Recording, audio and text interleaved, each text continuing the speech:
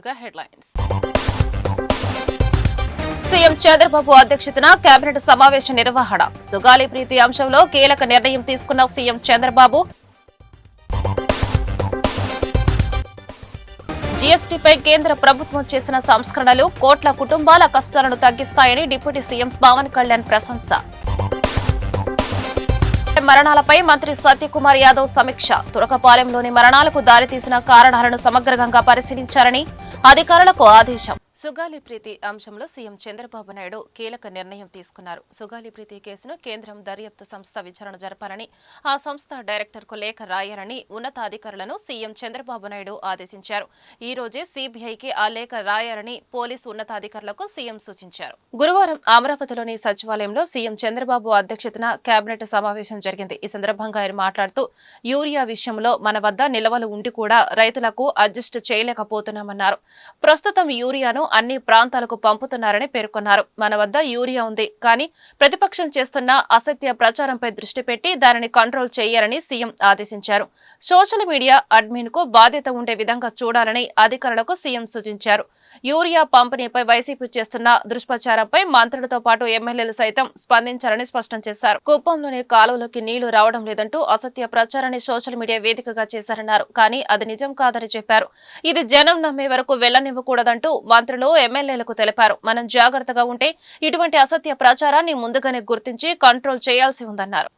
జీఎస్టీపై కేంద్ర ప్రభుత్వం చేసిన సంస్కరణలు కోట్ల కుటుంబాల కష్టాలను తగ్గిస్తాయని డిప్యూటీ సీఎం పవన్ కళ్యాణ్ కొనియాడారు. ప్రజల సంక్షేమంపై స్పష్టమైన దృష్టితో ఈ సంస్కరణలను తీసుకువచ్చినందుకు ప్రధాని మోదీ, కేంద్ర ఆర్థిక మంత్రి నిర్మలా సీతారామన్కు కృతజ్ఞతలు తెలిపారు. ఆంధ్రప్రదేశ్ రాష్ట్ర ఉప ముఖ్యమంత్రి పవన్ కళ్యాణ్ హృదయపూర్వక కృతజ్ఞతలు తెలిపారు. ఈ మేరకు సోషల్ మీడియా మాధ్యమం ఎక్స్ వేదికగా పవన్ కళ్యాణ్ ట్వీట్ చేశారు. స్వతంత్ర దినోత్సవం నాడు ఎర్రకోట నుంచి ప్రధానమంత్రి నరేంద్ర మోదీ నేతృత్వంలోని కేంద్ర ప్రభుత్వం జీఎస్టీ సవరణలపై ఇచ్చిన హామీని నెరవేర్చిందని ఉద్ఘాటించారు. ఇప్పుడు జీఎస్టీ భారాన్ని తగ్గించడం ద్వారా తదుపరి తరం సంస్కరణలను ముందుకు తీసుకువచ్చిందని తెలిపారు. పేదలు, మధ్యతరగతి ప్రజలు, రైతుల ఆరోగ్య సంరక్షణకు ఇది గణనీయమైన ఉపశమనమని చెప్పుకొచ్చారు. ఎన్డీఏ ప్రభుత్వం జీఎస్టీలో 4 స్లాబ్లను 2కు కుదించి నిత్యావసర ధరలు తగ్గించడం చారిత్రాత్మక సంస్కరణ అని విద్యా ఐటీ శాఖల మంత్రి నారా లోకేష్ ఉద్ఘాటించారు. సరళమైన వృద్ధి ఆధారిత పన్ను విధానం ఒక నిర్ణయాత్మక అడుగును సూచిస్తోందని తెలిపారు. ఈ మైలురాయి సంస్కరణలు చేపట్టిన ప్రధానమంత్రి నరేంద్ర మోదీని ప్రత్యేకంగా అభినందిస్తున్నామని లోకేష్ పేర్కొన్నారు. మంత్రివర్గ సమావేశానికి ముందు మంత్రులకు ఆంధ్రప్రదేశ్ రాష్ట్ర విద్యా ఐటీ శాఖల మంత్రి నారా లోకేష్ అల్పాహార విందు ఇచ్చారు. ఈ భేటీలో మంత్రులకు పలు కీలక సూచనలు చేశారు నారా లోకేష్. డీఎస్సీకి ఎన్ని ఇబ్బందులు సృష్టించినా రికార్డు స్థాయిలో 16,000పై చిలుకు పోస్టులు విజయవంతంగా భర్తీ చేశామని ఉద్ఘాటించారు. మాజీ సీఎం జగన్మోహన్ రెడ్డి ఒక్క డీఎస్సీ కూడా సక్రమంగా నిర్వహించలేదని విమర్శించారు. డీఎస్సీ అభ్యర్థులందరితో ఒక అభినందన సభ నిర్వహిస్తే బాగుంటుందని ఈ సమావేశంలో మంత్రులు అభిప్రాయపడ్డారు. జగన్ 5 ఏళ్ల నిర్వాహకం వల్ల బుడమేరు కట్ట తెగి సమస్యలు ఎదుర్కొన్నామని లోకేష్ ప్రస్తావించారు. గత ఏడాది అనుభవాలతో ఈసారి అప్రమత్తంగా ఉన్నామని లోకేష్ చెప్పుకొచ్చారు. అన్ని శాఖల సమన్వయంతో గత ఏడాది సవాళ్లను ధీటుగా ఎదుర్కొన్నామని లోకేష్ స్పష్టం చేశారు. కార్యకర్త నుంచి నియోజకవర్గ పరిస్థితులపై ఇన్ఛార్జి మంత్రులు ఫీడ్బ్యాక్ తీసుకోవాలని మార్గనిర్దేశం చేశారు. గుంటూరు రూరల్ మండలం తురకపాలెంలోని మరణాలకు దారితీసిన కారణాలను సమగ్రంగా పరిశీలించాలని రాష్ట్ర వైద్యారోగ్య శాఖ మంత్రి సత్యకుమార్ యాదవ్ అధికారులను ఆదేశించారు. సాధారణ సరళికి భిన్నంగా జూలై నుంచి సెప్టెంబర్ 3వ తేదీ మధ్య 23 మరణాలు జరిగినప్పుడు అప్రమత్తం కావడంలో వెనకబడకూడదన్నారు. రాష్ట్ర వైద్యారోగ్య శాఖ ప్రత్యేక ప్రధాన కార్యదర్శి కృష్ణబాబు, ఆరోగ్య కుటుంబ సంక్షేమ శాఖ కమిషనర్ వీర పాండియన్, డిఎంఈ డాక్టర్ రఘునందన్లతో మంత్రి సమీక్ష జరిపారు. గుంటూరు ప్రభుత్వ మెడికల్ కాలేజీ ల్యాబ్ నుంచి వచ్చే బాధితుల రక్త నమూనాల పరీక్షల ఫలితాలకు అనుగుణంగా త్వరలో తగు చర్యలు తీసుకోవాలని అధికారులను ఆదేశించారు. గ్రామంలోని ప్రజలందరికీ కిడ్నీల పనితీరు పరీక్షలు, HbA1c, బీపీ టెస్టులు నిర్వహించాలని మంత్రి ఆదేశించారు. తురకపాలెం ఘటన నేపథ్యంలో సర్వేలెన్స్ వ్యవస్థలో తగిన మార్పులు చేయాలన్నారు. సమాచార సేకరణలో లోపం ఉండకూడదన్నారు. తురకపాలెంలో ఎక్కువగా నమోదైన మరణాలను ముందుగా గమనించి విశ్లేషించడంలో జాప్యం జరిగిందని అధికారులు మంత్రికి వివరణ ఇచ్చారు. ప్రస్తుత వ్యవస్థలో క్షేత్రస్థాయిలో వైద్య సిబ్బంది మరణాల వివరాలు, తగు కారణాల విశ్లేషణకు చేపట్టే ఏర్పాటు లేనందున తగు సమయంలో పసిగట్టలేకపోయారని అధికారులు వివరించారు. తురకపాలెంలో క్షేత్రస్థాయి పర్యటన ద్వారా గుర్తించిన అంశాలను మంత్రికి director director of medical education doctor G Raghunandan వివరించారు. జూలైలో 10, ఆగస్టులో 10, సెప్టెంబర్ 3వ తేదీ వరకు 3 ప్రాణాలు విడిచారన్నారు. తురకపాలెంలోని బాధితుల నుంచి సేకరించిన రక్త నమూనాల పరీక్షల ఫలితాలు రావాల్సి ఉందన్నారు. తురకపాలెంలోని పరిస్థితులు అదుపులో ఉన్నాయని తెలిపారు. మంత్రి ఆదేశాల మేరకు డిఎంఈ డాక్టర్ రఘునందన్ తో పాటు ఇతర వైద్యుల బృందం బుధవారం నాడు తురకపాలెం గ్రామంలో పర్యటించి పరిస్థితిని సమీక్షించారు. రాష్ట్ర ప్రభుత్వం రైతాంగానికి అవసరమైన ఎరువులను సరఫరా చేయడం జరిగిందని కలెక్టర్ జి లక్ష్మీషా అన్నారు. జిల్లాలో ఎక్కడా ఎరువుల కొరత లేదని, ఎక్కడైనా కృత్రిమ కొరత ఉందనే సంఘటనలు ఎదురైతే అందుకు అధికారులే పూర్తి బాధ్యత వహించాల్సి వస్తుందని పేర్కొన్నారు.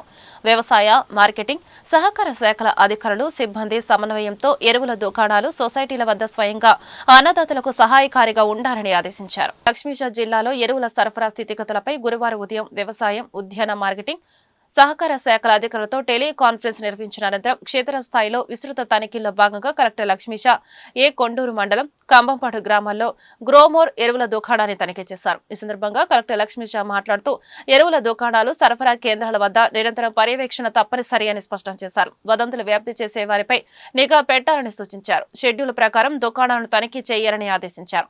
జిల్లా స్థాయి అధికారులు, క్షేత్రస్థాయి అధికారులు సిబ్బందితో పటిష్ట సమన్వయంతో పనిచేస్తూ లోటుపాట్లకు తావు లేకుండా చూడాలని, అంతిమంగా ఏ రైతు ఎక్కడ ఇబ్బంది పడకూడదని కలెక్టర్ లక్ష్మీషా సూచించారు.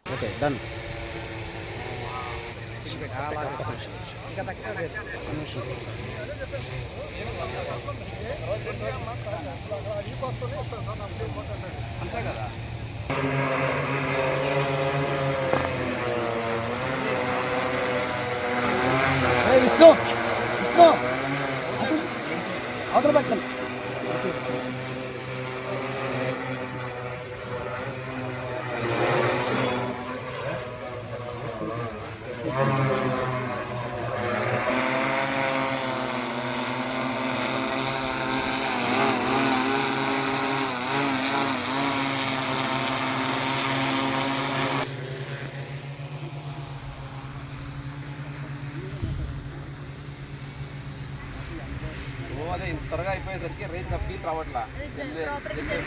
నగరంలో వర్షపు నీటి నిల్వలు నిలవడానికి గల కారణాలను విజయవాడ నగరపాలక సంస్థ కమిషనర్ ధ్యానచంద్ర క్షేత్రస్థాయిలో పరిశీలించారు. వర్షపు నీటి నిల్వకు శాశ్వత పరిష్కారం చేసేందుకు సమీప కాలువలోకి ప్రవాహ మార్గం చేపట్టాలని కమిషనర్ అధికారులకు ఆదేశాలు జారీ చేశారు. గురువారం ఉదయం తన పర్యటనలో భాగంగా Pinamaneni polyclinic road, Benz circle నుండి Ramavarapadu national high service road, Machavaram ప్రాంతాలన్నీ పర్యటించి క్షేత్రస్థాయిలో డ్రైనేజీ వ్యవస్థను పరిశీలించారు. వర్షం కురిసినప్పుడల్లా Pinnamaneni polyclinic road, Jammichettu centre మరియు పరిసర ప్రాంతాలలో వర్షపు నీటి నిల్వలు నిలవడానికి గల కారణాలను క్షేత్రస్థాయిలో పరిశీలించి వాటికి గల కారణాలు, వాటిని అధిగమిస్తూ శాశ్వత పరిష్కారానికి ప్రణాళికను సిద్ధం చేయమని ఇంజనీరింగ్ అధికారులను ఆదేశించగా, Benz circle highway service road వద్ద ఉన్న డ్రైన్ను పెంచాలన్న ప్రణాళిక కమిషనర్ ధ్యానచంద్ర ముందుకు అధికారులు తీసుకురాగా, పిన్నమనేని పాలీక్లినిక్ రోడ్డు నుండి పుల్లేటి కాలువ వరకు 2.5 కిలోమీటర్ల ఒక డ్రైన్ ప్రవహించే అవసరం ఎందుకు వస్తుందని, సమీపంలో ఉన్న బందరు కాలువలోకి వాటిని మళ్లించేందుకు చర్యలు తీసుకునేటట్టు ప్రణాళికను సిద్ధం చేసి కార్యాచరణను మొదలుపెట్టాలని అధికారులను ఆదేశించారు. మరోవైపు పుల్లేటి కాలువ విస్తరణకు చర్యలు తీసుకురావడంతో సమస్యకు శాశ్వత పరిష్కారం ఉంటుందని కమిషనర్ ధ్యానచంద్ర అన్నారు. ఏలూరు రోడ్లో వర్షపు నీరు నిల్వ ఉండకుండా కాలువల్లో ప్రవహించేందుకు శాశ్వత పరిష్కారంలో భాగంగా మాచవరం శ్మశానం వద్ద ఉన్న డ్రైన్ను పరిశీలించారు. ఆ డ్రైన్ను విస్తరించే దిశగా చర్యలు తీసుకోవాలని అధికారులను ఆదేశించారు. బుడమేరు ప్రవాహంలో అడ్డంకులు లేకుండా చర్యలు తీసుకుంటున్నామని, దోమల నిర్మూలనకు బుడమేరు కాలువ గట్లపైన తైవాన్ స్ప్రే చేస్తున్నట్లు బయాలజిస్ట్ వి కామేశ్వరరావు తెలిపారు. బుడమేరులో నీటి ప్రవాహం అంతరాయం లేకుండా ఉండేందుకు గురువారం ఉదయం విజయవాడ నగరపాలక సంస్థ కమిషనర్ ధ్యానచంద్ర హెచ్ఎం ఆదేశాల మేరకు బుడమేరు కాలువలో అడ్డగా ఉన్న మొక్కలను తొలగించారు. ఈ సందర్భంగా బయాలజిస్ట్ వి కామేశ్వరరావు మాట్లాడుతూ, నీరు నిల్వ ఉంటేనే దోమలు వచ్చే అవకాశాలుంటాయి. అందుకోసమే నీటి నిల్వలు లేకుండా ఎప్పటికప్పుడు నీటి ప్రవాహం ఉండేటట్లు అడ్డొచ్చిన వ్యర్థాలు, పిచ్చి మొక్కలు, గుర్రపు డెక్కలు తొలగిస్తున్నామని అన్నారు. బుడమేరు కాలువ గట్ల వద్ద అక్కడక్కడ గుంతలలో ఉన్న నీటి నిల్వల్లో దోమలు ఉత్పన్నమయ్యే అవకాశాలుందన్న వాటిని నిర్మూలించేందుకు యాంటీ లార్వా ఆపరేషన్లలో భాగంగా తైవాన్ స్ప్రే చేశామని అన్నారు.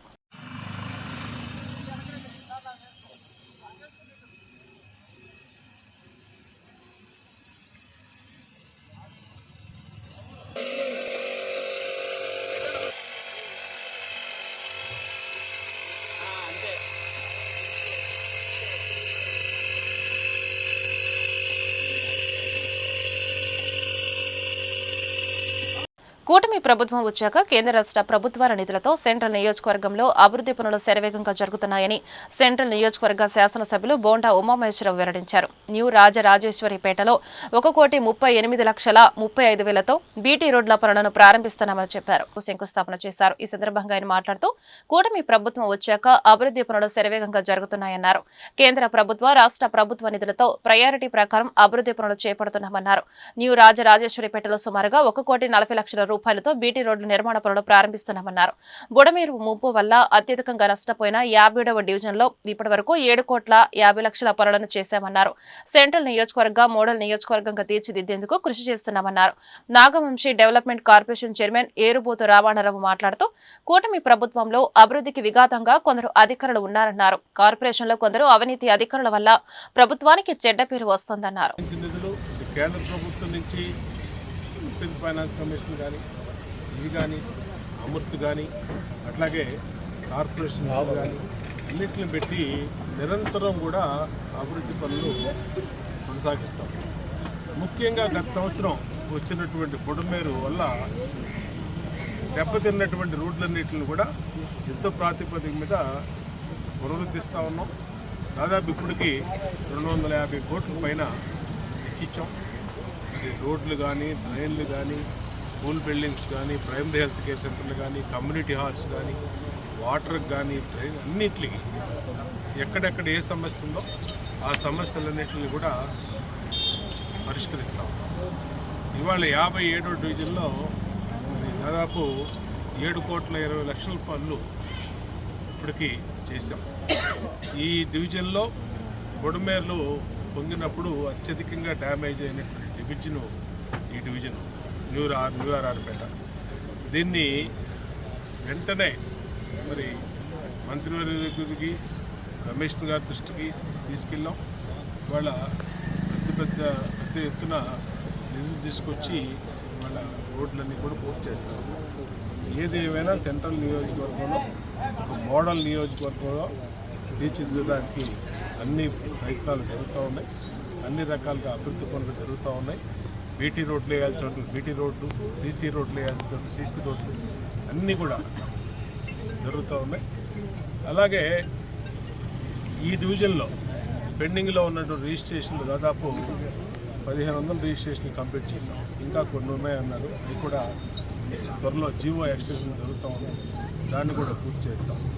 ఇప్పటికే ఈ డివిజన్కి కమ్యూనిటీ హాల్ కేటాయించాం. కమ్యూనిటీ హాల్ మొన్న శంకుస్థాపన జరుగుతాం. ఈ రోడ్లన్నింటినీ కూడా త్వరలో పూర్తి చేస్తాం. ఏది ఏమైనా చాలా సంతోషంగా ఉంది. అందరం కలిసి డివిజన్ అభివృద్ధికి ఒకే లక్ష్యంతో పనిచేస్తా ఉన్నాం. మా మాజీ ఫ్లోర్ లీడరు నాగవంశీ సామాజిక చైర్మన్ ఎరుపోతు రమణరావు, అలాగే మా స్థానిక కార్పొరేటర్ మా సోదరి శ్రీదేవి, డివిజన్ నాయకులు కబీర్ కానీ, అధ్యక్షులు కానీ, శృతి కానీ, వీళ్ళ కానీ, రాణి కానీ అందరూ కూడా పాల్గొన్నందుకు సంతోషం. మరొకసారి డివిజన్ ప్రజలందరికీ హామీ ఇస్తాను. ప్రతి ఒక్క రోడ్డు మీద దృష్టి పెట్టాం. ప్రతి ఒక్క రోడ్డు అభివృద్ధి చేస్తాం. ఎక్కడా కూడా ఎవరు కూడా ఇబ్బంది లేకుండా చూస్తాం. దీని వెనకాల చివర ఉన్నటువంటి కొన్ని రోడ్లు ఉన్నాయి. ఆ రోడ్లు కూడా శాంక్షన్ చేసాం. వాటికి ఇప్పటివరకు రోడ్లు అనేది లేక చాలా ఇబ్బంది పడతాం. ఎన్టీఆర్ నగర్ ఆర్ఆర్పేట నందు గౌరవ శాసనసభ్యులు, ప్రభుత్వ విప్, పాలిట్ బ్యూరో సభ్యులైనటువంటి మా అన్నగారు బోండా ఉమామహేశ్వరరావు గారు ఈ రోజున 1,40,00,000 పెట్టి ఈ రోజున బీటీ రోడ్లు వేయడం జరుగుతూ ఉంది. ఈ డివిజన్ పైన గత 5 సంవత్సరాల్లో కూడా అభివృద్ధికి ఆమడ దూరంలో ఉన్నటువంటి పరిస్థితుల్లో గత ప్రభుత్వం కానీ, గత కార్పొరేటర్ కానీ నిర్లక్ష్యం వహించి ఈ డివిజన్ పట్టించుకోలేదు. ఈ రోజున మా ప్రభుత్వం 14 నెలలు అయిన తర్వాత కోట్లాది రూపాయలు అభివృద్ధి కార్యక్రమాలు చేస్తూ ఉన్నాం. దీంట్లో భాగంగా అధికారులతో కూడా మేము పూర్తిగా సమన్వయం చేసుకుంటూ ఎప్పటికప్పుడు వారి దృష్టికి తీసుకెళ్లి, ఎమ్మెల్యే గారి దృష్టికి తీసుకెళ్లి ఈ సమస్యను గౌరవ కమిషనర్ దృష్టికి కూడా తీసుకుని వెళ్తా ఉన్నాం. అన్ని కూడా జరుగుతూ ఉన్నాయి. కానీ టౌన్ ప్లానింగ్ ఉన్నటువంటి జమీల్ అనే వ్యక్తి చిన్నపాటి ఎవరైనా సరే ఒక 40 గజాల్లో ఇల్లు సరిపోక పైన వేసుకుంటే ఆ టౌన్ ప్లానింగ్ సునీత మేడం గారు ఒప్పుకున్నా సరే ఇతను ఒప్పుకోవట్లేదు. 25,000, 30,000, 40,000, 50,000 రూపాయలు డిమాండ్ చేస్తూ ఉన్నాడు. ఎవరు లేనప్పుడు గబాలన వచ్చి దాన్ని పాల్గొట్టే పరిస్థితి వస్తుంది. నేను మా శాసనసభ్యుని దృష్టికి తీసుకెళ్లాను. మరలా కూడా ఈరోజు మాట్లాడతాం. కమిషనర్కి అతని పైన, ఎందుకంటే అత్యంత అవినీతిపరుడు. అతను చిన్న ఉద్యోగి, సచివాలయంలో చిన్న ఉద్యోగి. కానీ అది అతను సంపాదన మాత్రం నెలకి 4-5 లక్షల రూపాయల సంపాదన. ఇతని పైన కఠినంగా శిక్షించాలని చెప్పేసి కమిషనర్ గారిని మేము లెటర్ పెడతా ఉన్నాం. రేపే లెటర్ పెడతా ఉన్నాం. ఎమ్మెల్యే గారి దృష్టిలో కూడా తీసుకెళ్ళాం కనుక ఎమ్మెల్యే గారు పిలిపిస్తున్నారు. ఇటువంటి అధికారం ఉండడం వల్ల ప్రభుత్వానికి మచ్చ వస్తుంది. ఏ పూటగా పూట చేసుకుని తినే వాళ్ళు దగ్గర పైన ఫ్లోర్ వేసినా ఆ పైన వేసుకున్నా ఇతనికి వచ్చిన నష్టం ఏంటి? ప్రభుత్వంలో ఉన్నటువంటి పెద్దల అధికారుల దృష్టికి తీసుకుని వెళ్ళి ఎమ్మెల్యే గారి దృష్టికి తీసుకుని వెళ్ళి ప్లాన్ పెట్టుకుంటారు. ప్లాన్ లేనిది 40 గజాల్లో కట్టుకుంటే వారికి చెప్పాల్సింది పోయి వచ్చి నిర్దాక్షిణంగా ఈ 3-4 ఇల్లు కూడా పగలగొట్టాడు. కనీసం ఫోన్ రెస్పాండ్ అవడు. ఎమ్మెల్యే గారు చెప్పారంటే నాకేంటి అనేటట్టు ఉంది. ఇతను పూర్తిగా అతను వైసీపీ క్యాండిడేటు, గత మాజీ శాసనసభ్యులు మల్లా విష్ణు అనుచరుడు ఇతను. ఆ రోజున అతను ఉద్యోగం ఇప్పించాడు. ఆ రోజున అందుకే అతను ఈ ప్రభుత్వం పైన కక్షాదింపుగా ఇటువంటి కార్యక్రమాలు చేస్తున్నాడు, అవినీతి కార్యక్రమం చేస్తున్నాడు. ఆ అధికారం తొలగించేంత వరకు కూడా పూర్తి స్థాయిలో మేము కమిషనర్ గారి మీద ఒత్తిడి చేస్తాం, ఎమ్మెల్యే గారి దృష్టిలో పెడతాం.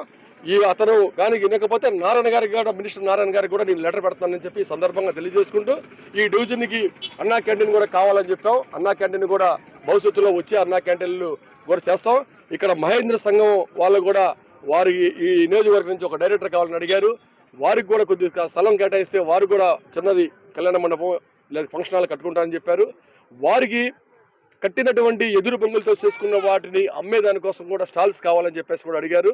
వారికి ఎదురు బొంగులు కూడా సబ్సిడీకి మరి కావాలని అడిగారు. అవి కూడా ఇవన్నీ కూడా 1/1 నెక్స్ట్ ఇయర్కి ఇవన్నీ కూడా చేస్తాం. రాబోయే రోజుల్లో మేదర్ కార్పొరేషన్ అంటూ పడితే ఈ సెంట్రల్ ఏవర్ నుంచి కూడా వారికి కూడా డైరెక్టర్గా అవకాశం ఇవ్వాలని చెప్పేసి కూడా మేము ఎమ్మెల్యే గారి దృష్టిలో పెట్టాం. నిరక్షరాస్యతను నిర్మూలించి సంపూర్ణ అక్షరాస్యతను సాధించాల్సిన అవసరం ఉందని వెల్లడించారు. రాష్ట్రంలో అందరికీ నాణ్యమైన విద్యను అందించాలని parents, teacher and students United federation అధ్యక్షులు కొల్లపు వేణు ప్రభుత్వాలను డిమాండ్ చేశారు. గాంధీనగర్ ప్రెస్ క్లబ్ లో parents, teachers and student United federation ఆధ్వర్యంలో మీడియా సమావేశం జరిగింది. ఈ సమావేశంలో వేణు మాట్లాడుతూ నిరక్షరాస్యతను నిర్మూలించిన సమయంలోనే సంపూర్ణ అక్షరాస్యతను సాధిస్తామన్నారు. విద్యతోనే అన్ని సాధిస్తామని, సమాజంలో ప్రభుత్వాలు విద్యను ఉచితంగా అందించాలని కోరారు. కొంతమంది ధనవంతులు విద్యను దూరం చేస్తున్న సందర్భాల్లో సమాజం భ్రష్టు పట్టే అవకాశం ఉందన్నారు. విద్యకు దూరమైన యువకులు అసాంఘిక కార్యకలాపాలకు పాల్పడి సమాజంలో చీడపురుగుల తయారవుతున్నారు. అందుకోసమే ప్రభుత్వాలు స్పందించి అందరికీ విద్యను అందించే విధంగా చర్యలు చేపట్టాలన్నారు. ఏజెన్సీ గ్రామాల్లో కొంతమంది టీచర్స్ ని ట్రాక్టర్లతోటి, డీసీఎం వ్యాన్లతోటి, ఇసుక లారీలతోటి గుద్ది చంపేశారు. పాపం చాలా ఫ్యామిలీలు ఆ చావులు అది దేవుడికే తెలుసండి అని చెప్పన్నారు. కొంతమంది పార్టీ వాళ్ళు వెళ్ళి ఆయన చనిపోయారు కదమ్మా ఈ నష్టపరిహారం తీసుకొని కాంప్రమైజ్ చేసి సెటిల్మెంట్ చేసి వచ్చారు. అలాంటి దౌర్భాగ్య రాష్ట్రంలో మన రాష్ట్రం ఉంది. ఇది అందరూ ప్రతి ఒక్కరు ఆలోచించాలి. విద్యని గనక నాశనం చేస్తే, సరస్వతిని నాశనం చేస్తే రేపొద్దున మీలో ప్రతి ఒక్కళ్ళు ఇబ్బంది పడతారు. నేను ఇబ్బంది పడతాను. అలాగే ఈరోజు ప్రైవేట్ స్కూల్స్లో చదువుతున్న పిల్లలు, కార్పొరేట్ స్కూల్స్లో చదువుతున్న పిల్లలు ఈ గేమ్స్కి అలవాటు పడ్డారు. అది ఇంకా దారుణమైన క్రైమ్ రేట్కి వెళ్ళిపోతున్నారు. తల్లిదండ్రులు మాటింటల్లా తల్లిదండ్రుల మీదే దాడులు చేస్తున్నారు, ఇళ్ళలో టీవీలు పాల్గొడుతున్నారు.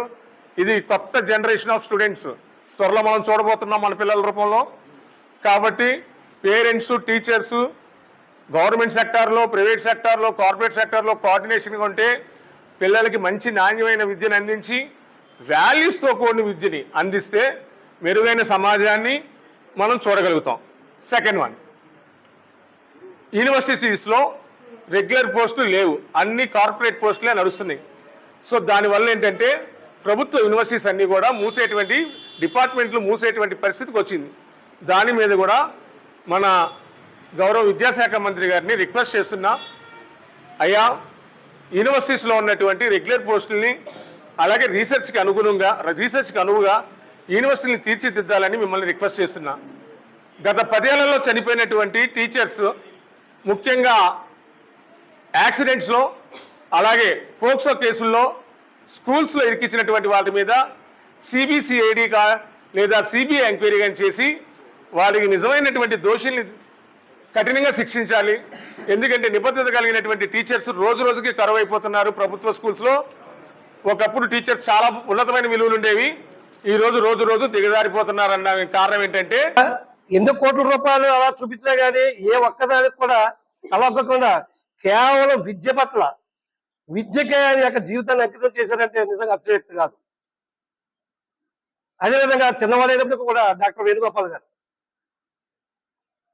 ఆర్టిఫిషియల్ ఇంటెలిజెన్స్ ప్రస్తుత కాలంలో ఏదైతే సమాజాన్ని ప్రభావితం చేస్తుందో ఆ ప్రభావితంగా ఆటతో పాటు ఈయన పరిగెడుతున్నాడు.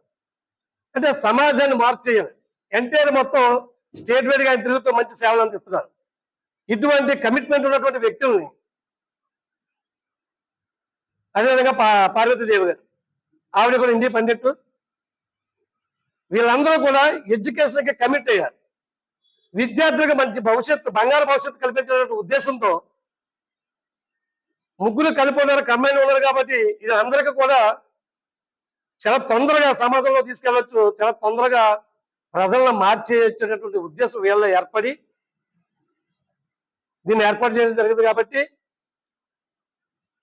మేమందరం కూడా పత్రిక ముఖంగా తెలియజేసిన ఒకటే సార్, దయచేసి ప్రజలకి ప్రభుత్వాలకు మధ్యన నిజమైనటువంటి భగవంతులుగా వ్యవహరిస్తున్నటువంటి మీడియా మిత్రులు అందరికీ తెలియజేసిన ఒకటే, ఎన్నో ఒడిదుడుకులు మీరు పడి వాస్తవాన్ని చేరవేయాలనే ఉద్దేశంతో ఉన్నప్పటికీ కూడా కొన్ని అదృష్ట శక్తులు మరి కంటెంట్ ని పైకెళ్ళకుండా చేసే ప్రయత్నం జరుగుతున్నాయి. కాబట్టి అటువంటి అన్నిటికీ అన్ని కూడా అధిగమించి చేస్తాం. మీ అందరూ కూడా మరొకసారి ధన్యవాదాలు తెలియజేసుకుంటున్నాను. సో నేను ఇక్కడ PTSF తరఫున నేను స్టేట్ లీగల్ అడ్వైజర్ నేను. సో నా పేరు చిట్టూరు సంజ, ఐఎమ్ అడ్వకేట్. సో ఇందులో నేను ఒక 2 చెప్పాలనుకుంటున్నాను. ఆర్టికల్ 21A ప్రకారం education is a fundamental right. అది ఎప్పుడో మనకు చట్టం వచ్చినప్పుడే ఉంది. అది మనం యూజ్ చేసుకుంటూ 2009లో రైట్ టు ఎడ్యుకేషన్ యాక్ట్ అని దాని మీద ఒక ప్రత్యేకంగా ఇంకొక చట్టం చేయబడింది. సో ఇన్ని చట్టాలు ఉన్నా సరే ఏ చట్టం కూడా ఇంప్లిమెంట్ అనేది అవ్వట్లేదు. ఈ ప్రభుత్వం కాదు, ఆ ప్రభుత్వం కాదు, ఏ ప్రభుత్వం వచ్చినా సరే ఇవన్నీ ఎందుకు చేయట్లేదు? ఓకే, ఎడ్యుకేషన్ కావాలి, India is a still developing country. Developed కంట్రీయా, డెవలపింగ్ కంట్రీయా, చాలా ఎదిగిపోయాం, చైనా తర్వాత మనమే అని చెప్తున్నాం. కానీ ఫండమెంటల్ రైట్లో ఇంకోటి కూడా ఉంది, right to equality. So irrespective of sex, caste and race, religion, we are all equal. ఇప్పుడు ఎడ్యుకేటెడ్ పీపుల్ని ఎవరినైనా తీసుకోండి, అప్పర్ క్యాస్ట్ వాళ్ళే ఉన్నారు, లోవర్ క్యాస్ట్ వాళ్ళకి ఆ ఎడ్యుకేషన్ అనేది రావట్లేదు. ఒక క్లర్క్లో లేకపోతే ఒక బీకామ్తోనో ఆపేవలసి వస్తుంది. ఎందుకు వస్తుంది? ఎందుకంటే వాళ్ళు ఆర్థికంగా ఒక కార్పొరేట్ కాలేజ్లో కానీ స్కూల్స్లో కానీ పెట్టుకొని చదవలేరు. ఈ ఒక ప్రభుత్వం ఉంది సరే, ఆ ఆర్టికల్ 21 ఫండమెంటల్ రైట్లో చెప్పింది ఏంటంటే 6 years నుంచి 14 years వరకు ఎడ్యుకేషన్ అనేది ఫ్రీగా ఇవ్వాలి అందరికీ. సో దాన్ని ఎంతవరకు చేస్తున్నారో తెలియదు. ఒకవేళ ఇచ్చిన ఆ ఎడ్యుకేషన్ ఎలా ఉంటుందో. వార్తలు ముగించే ముందు హెడ్లైన్స్ మరొకసారి. సీఎం చంద్రబాబు అధ్యక్షతన కేబినెట్ సమావేశ నిర్వహణ. సుగాలి ప్రీతి అంశంలో కీలక నిర్ణయం తీసుకున్న సీఎం చంద్రబాబు. జీఎస్టీపై కేంద్ర ప్రభుత్వం చేసిన సంస్కరణలు కోట్ల కుటుంబాల కష్టాలను తగ్గిస్తాయని డిప్యూటీ సీఎం పవన్ కళ్యాణ్ ప్రశంస. మరణాలపై మంత్రి సత్యకుమార్ యాదవ్ సమీక్ష. తురకపాలెంలోని మరణాలకు దారితీసిన కారణాలను సమగ్రంగా పరిశీలించారని అధికారులకు ఆదేశం. ఈ వార్తలు ఇంతటితో సమాప్తం. నమస్కారం.